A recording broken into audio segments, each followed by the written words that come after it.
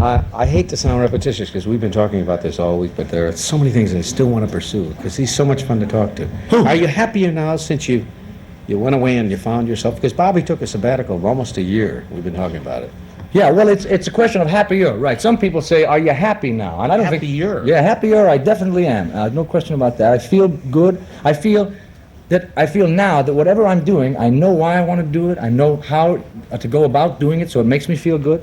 And it's easier to edit out those things which I had any doubt about doing in the first place. Do you know what I mean? That's why, like, this is the most television I've done in a long, long time, and it's such a relaxed atmosphere, so I feel good. So when they said, "Hey, would you like to co-host for a week?" I said, "Darn right I would." Yeah. So I feel good. Miller. Do you feel that you lost any of your edge as a performer by being out of it that long? No, but I do think, well, yes, to the extent that one comes back from that long a time away, there is a rustiness which you have to get over. It took me about 5 or 6 days when I played the Landmark. It just closed a couple of weeks ago. In Las Vegas. In Las Vegas, and it took me about 5 or 6 days to really get myself where I was feeling good. So there is an edge lost, but I think once I get back into the thing, I don't feel at least there's an edge gone, and I hope nobody else does.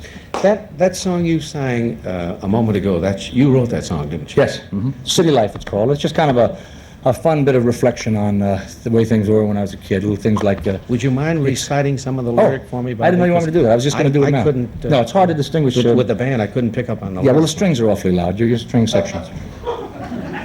No, I'm serious. I know. Some of the lyrics are, where I'm born, we ain't got no river, running through no backyard. Get your tan on the roof, and that's the truth. Cement sure gets hard. And then there's another verse that goes, 38 degrees, the middle of November. The heat don't come on till it snows. You got a new mayor, he's a doer, not a sayer. But what he's doing, nobody knows. And it's just involved like that. Nothing personal. Is that the way your life was? Didn't you get heat until the first snow? Are you kidding? Did you live in a tenement? Oh, why you lived at... You know what a railroad flat is? Anybody here know what a railroad flat is? Before you go too far, I'm from the west side of Chicago, and I am a depression baby. I'm sorry about that, Michael. Really? Well, we were so poor, the woman next door had me.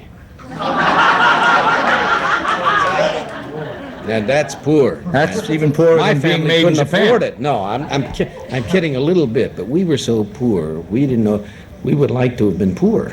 Well, you know what it is? We were really poor. Yeah, but you know what I think? I think poor is, it's a question of poor. When you're poor, I mean, that's it. There's like, somebody's not poorer than somebody. You're just poor. And I was poor too. So how poor were you? I was as poor as you.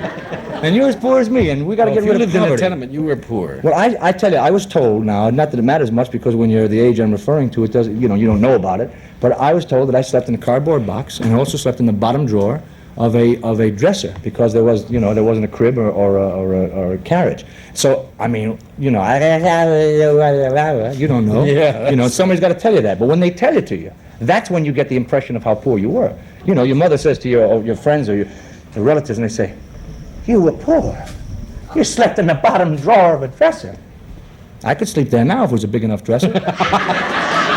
As a matter of fact, anyhow, so it's not. I mean, I don't want to dwell on that because that's nonsense. But the fact remains that the reason for writing the song was I had thought about these things. We can do all those awful poor lines, Oh yeah, but we're not going to do that. No. Good.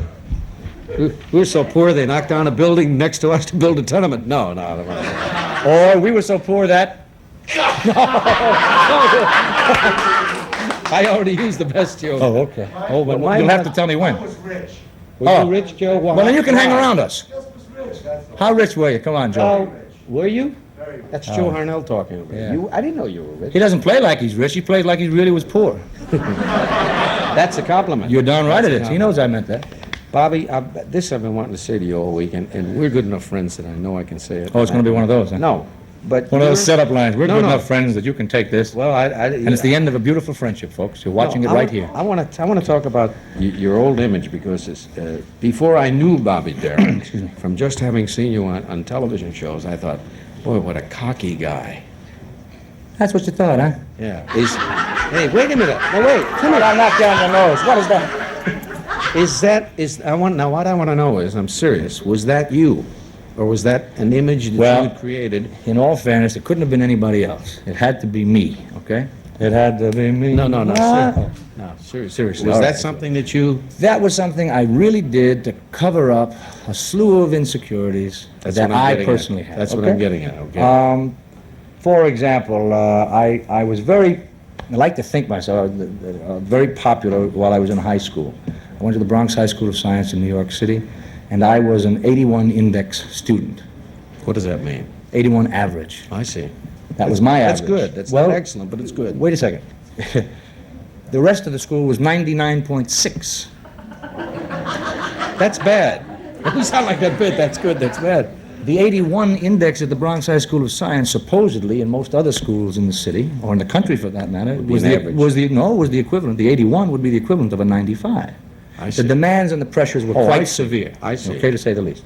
Now, I thought I was popular because I was kind of a clown, you know, and I wore, get this now, and that with that kind of academic, in the final year of high school, in this particular high school, you had your elective courses of such as calculus, advanced trigonometry. Oh, well, then. I mean, it's that kind of background.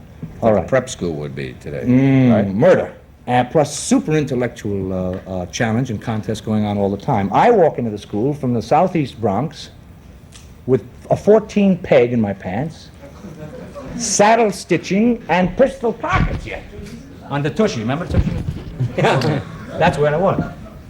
They took a look at me, and they immediately, you talk about impressions of people, you know, and some people get very uptight and very nervous about long-haired people or people who wear denims and quote-unquote mod or freaky clothes.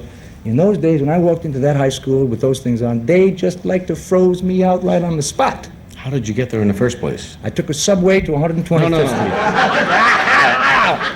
No, I mean, you must have taken Well, I took an entrance something. examination, and I was a borderline case, which I've always been. Do you understand me, Rex? I took the examination. I won. I was granted entrance to the school scholarship, if you will.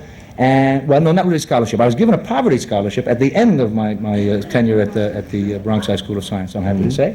And I got to pay it back one of these days. Would you remind me, please, to pay it back? And what I'm saying is that there were severe amounts and a severe degree of pressure exerted upon me. All right? I thought that because I played drums, which I taught myself to do while I was in high school, that I was extremely, well, put it this way, I thought I was very popular just for being, because I was a clown, I wore these strange clothes and what have you. And it turned out that because I was the drummer, there was a degree of popularity that I had that was there because I played at the dance instead of dancing at the dance. You know what I'm saying? Please, anybody? Yeah, I know. Okay, all right, good. So once in a while I get the feeling it's off. No, this is a very polite audience. They are only lovely. nod until you say, and then they answer you. Okay, so I did that, and then one we just day, start something. One day, somebody, a young lady and I got into a conversation about just what I was all about at the age of, ripe old age of 16. I graduated Bronx High School at 16, so I entered college at 16. Precocious, to say the least. And I had a club too. I used to hit people and things. No, I never did that. But anyhow, what I mean to say is that the lady said, you know, you think you're a big deal and, you know, popular stuff and, you know, tough city and everything. She said, you ain't. And I said, what do you mean I ain't? Everybody likes me. Did you say? Yeah, I said, everybody likes me. I'm a very popular guy. She said, really? How about, and she went through a list of people who had things to say. I had never been exposed, really. It might sound very naive for a kid 16 to say this, or to think it at the time, but I had never been exposed to someone who would be that candid with me. You see? You needed that. Well, at that time. oh, well, I mean, you know, I said, you mean so-and-so doesn't like me, and this one I thought was a good friend? Wow, okay, next thing you know, I started to scrape to find out why, and really dig and go crazy. And all I could come up with was, I'm not doing anything wrong, because that's always the case, right? It can never be me, it's always somebody else. I had developed this fantastic veneer, which almost became solid steel, if you will, that it was just a question of, don't come near it, I'll knock you right on your... That was what it was. And Somebody has, that's like going bump, ba-da-da-da. Right? say that? Can you say that on the air? Bum, bum. No. I'm sorry. Point is that I developed this tremendous defense mechanism, and it carried on through my work, carried on through the performance. Now, to some degree, to a great degree, in fact, I imagine, people, for some strange set of reasons, came to see that. They wanted to see this guy right. who was like fresh out of the Bronx streets do this number. Hey, you, that's it, it's a wrap. You know, hey, take a walk. I used to turn to musicians. I mean, I had a reputation. It was incredible. I stopped a conductor one time in the middle of a song and say, what is this? And it's some dumb, corny line in the middle of a stage performance.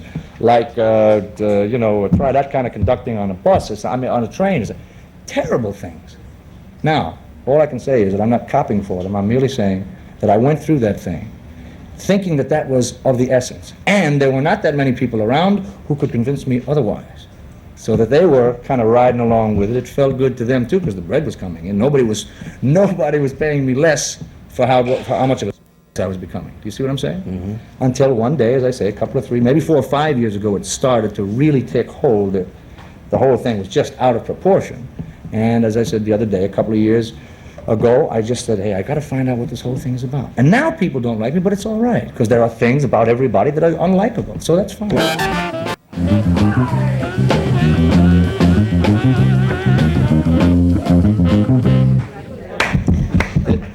While you were singing that...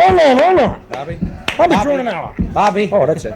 You got me wound up now. I know. While you were singing that, you said only for you, Mike. Does that mean you don't... Well, I mean, you ain't get me up that easy to do that song, that's all, you know. I mean, people in general aren't. You don't do I do the it, old... yeah, I do. I do that in the nightclub, and I have fun doing it. It's kind of neat. I do it, you know, like second in the show. I open up, get out of the way right away. Not that there's nothing disparaging about that remark. It's just a question of, like, that's then, and, you know, neat. But now... this other thing and feel good about that. See? So when you asked me to do it, I said yes, that'd be a pleasure. But do you enjoy doing the old numbers? Do you? No, the old numbers in general? don't? Absolutely not. Why? With hardly an exception do I enjoy them. Well, maybe, look at, now maybe a lot of your old fans are there to Did you hear what he called you old? Did you hear him say that? No. We heard him, let's get him, we all heard him, let's get him. Old, I mean the people who found out about Bobby Darin when he made Splish Splash and Mac the Knife are there to hear those very numbers. Well, I don't think so. What do you think about that? I think that the 4 or 5 people that show up every night wherever I play, definitely. No, it sounds like we're doing a show in the back room. I think that I think there are a great many people who come in to see some of the old things, and I say I do Mac and things like that, but you have to understand that the basic thing for me is to do what really turns me on, and if I can turn me on, then I got a better chance of turning everybody else on, because the other thing would be to do all these songs that I don't enjoy doing, and you would be able to read it in my face, and you'd say, well, gee, what's the matter with him? And then you'd think I was cocky. You think I was going backwards. Do you think that you're attracting new fans with the kind of music you're singing now? And yeah, I think a little bit. It's a word-of-mouth situation. Now, the first real test of it was the Landmark in Las Vegas, and it began kind of slowly, and then it constantly picked up, and by the time the 3rd week was there, and it was supposed to be our closing week, they asked us to stay another 8 days. Not solely because of tremendous business, but because it was good business coupled with the fact that the act that was supposed to come in didn't. But at least it was very flattering. I like that, honestly. Well, no, that's the truth. I like that. That's the great. people, you know, didn't show up or whatever it was. And if I weren't doing well, they would have just said, well, we'll get somebody else to do these extra 8 days. So that's a flattering thing to me. I think that to the extent that I used to be in a bow tie practically all the time, and that I had this kind of the big band, 28 pieces, I'll tell you an interesting thing. I would turn around in rehearsals, for example, the first day of a band rehearsal, and I would see a lot of guys wearing hearing aids. And I would be very concerned. I'd say, oh, wow. That's really a drag, you know. 3 or 4 guys in the band would be wearing hearing aids, and I would say, ain't that a shame? You know, the guys like really have a heart of it, and they're musicians. What a terrible kind of thing. A couple of 3 days, and I would realize they weren't hearing aids. They were transistor radios, and they're plugged into the ball games. Are you serious? Yeah, you better know I'm Listening serious. to the ball game? And they'd be doing like, whoa. That's what you guys are doing? Look at the show with the 2 phones on. They'd be going like, Giants 3, Dodgers 2. So I had to give my arranger instructions at that time, you know, no breathing spots. Do not breathe, just play straight on through so they can't talk. But, you know, it almost got to that ridiculous and extreme. Nothing's too much for a winner, you dig? Yeah, I can dig it. Cookie? Well, I was only seeing her to make Diana Ross jealous. I'm an artist.